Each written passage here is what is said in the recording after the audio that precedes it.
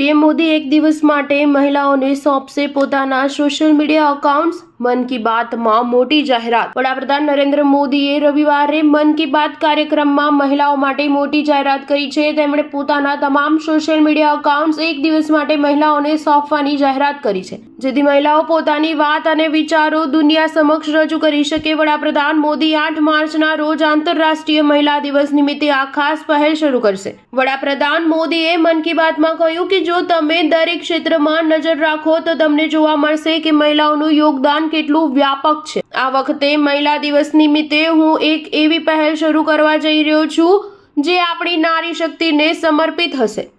આ વિશેષ અવસર પર હું મારા એક્સ, ઇન્સ્ટાગ્રામ સહિતના તમામ સોશિયલ મીડિયા એકાઉન્ટ્સને દેશની અમુક પ્રેરણાદાયી મહિલાઓને એક દિવસ માટે સોંપવા જઈ રહ્યો છું। વડાપ્રધાને આગળ કહ્યું કે એવી મહિલાઓ કે જેમણે જુદા જુદા ક્ષેત્રોમાં ઉપલબ્ધિઓ હાંસિલ કરી છે। 8મી માર્ચે તેઓ પોતાના કાર્યો અને અનુભવો દેશવાસીઓ સમક્ષ રજૂ કરશે।